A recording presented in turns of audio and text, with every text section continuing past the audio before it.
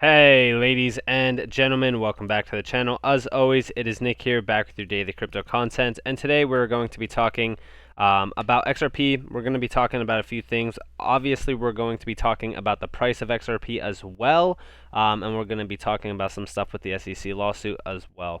So, with that being said, let's just jump into it. We are nearly back to $2 trillion in terms of the total crypto market cap. XRP has jumped up significantly from my earlier video today, which is good to see. We do see that XRP is back over $1.20, which is also great to see. I said in my earlier video from today that we could go down a little bit lower, but we could also go back up. Considering the fact that we bounced off of a nice support zone on XRP, which seems to be playing out perfectly, and Bitcoin seems to be bouncing off of the 200-day MA, which is also fairly good. As I said multiple times, Bitcoin does like the 200-day MA. We've only broken down below it a little bit here and there, but every single time that we do break it, we do rise up above it significantly the next time that we do move. So, with that being said, I think that everything is moving good. I think everything is, pretty much on its way to new highs, and I think that this is only the beginning for the overall crypto market. Now, I do want to talk to you guys a little bit about the SEC lawsuit, so without further ado, let's just jump into it.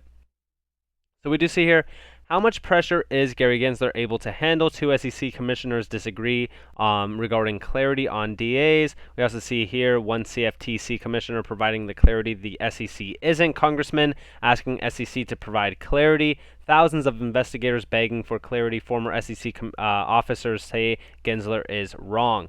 And this is only the beginning. Now, this is obviously in regards to the whole Ethereum stuff. So this is actually Brian Quintes. He is pretty much the overall commissioner at the CFTC. He says a futures contract on a security is in both the SEC's and CFTC's jurisdiction. A futures contract on a pure commodity is only in the CFTC's jurisdiction.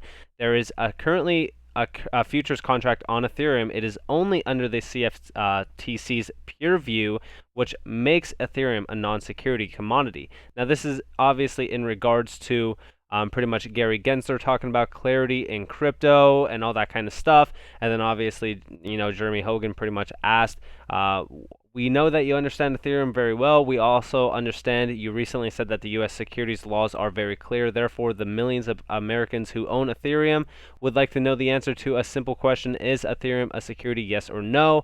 And this is going all in regards to this. I think that this is great to see. Obviously, Gary Gensler is under an immense amount of pressure. So is the SEC overall, and especially with this new lawsuit that I just talked about in my recent video.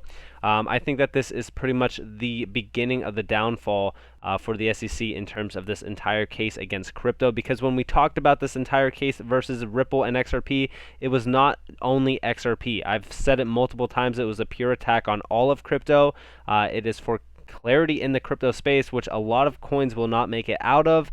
And I think that this is only the beginning, and I think that a lot of things are going to happen where the SEC basically has to say, all right, we're just going to give clarity to the crypto space. And again, it goes hand in hand with the overall idea that Ripple does not want to settle, and I've said it multiple times, and we're going to talk more about that later on in this video.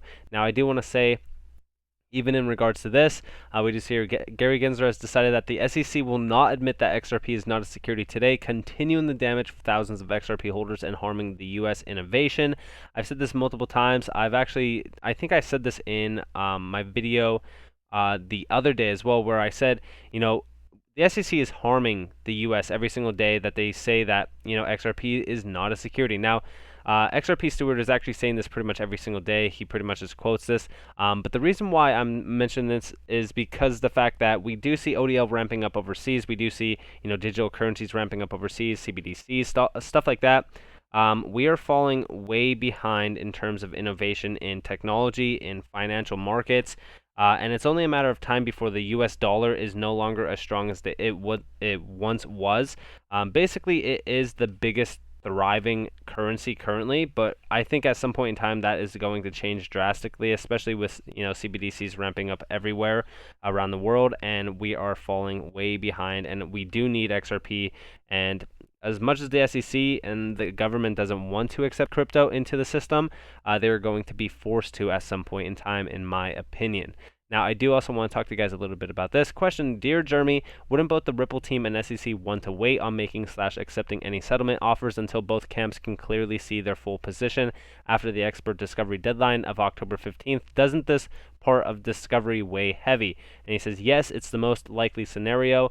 Although fact discovery is honestly the most important, expert witnesses are hired by each side, so everyone knows exactly what they will say. Also, we need a ruling on the motion to strike fair notice. SEC might be waiting on that.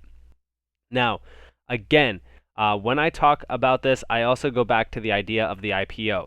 The reason why Ripple hasn't paid a fine to settle out or anything like that is the fact that they don't want to settle. A settlement is totally fine in the case that you don't really want to clear your name. I think that Ripple basically wants to win this lawsuit overall, clear their name, add that legitimacy factor to their overall company name and their reputation.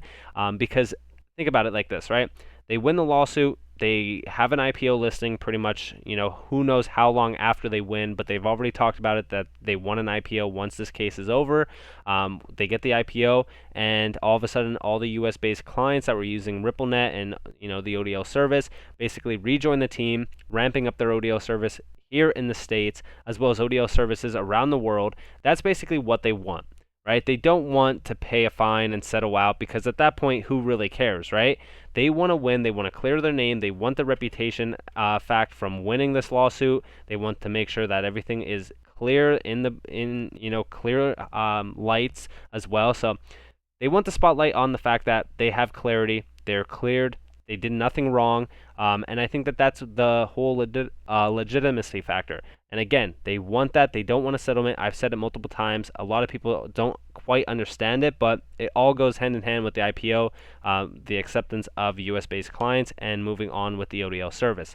So with that being said, I don't think that a settlement is going to happen anytime soon. I think more so we are going to see an absolute win or loss on Ripple's part. I don't think a loss is more so in the books, though. I think it's more so on the idea of winning.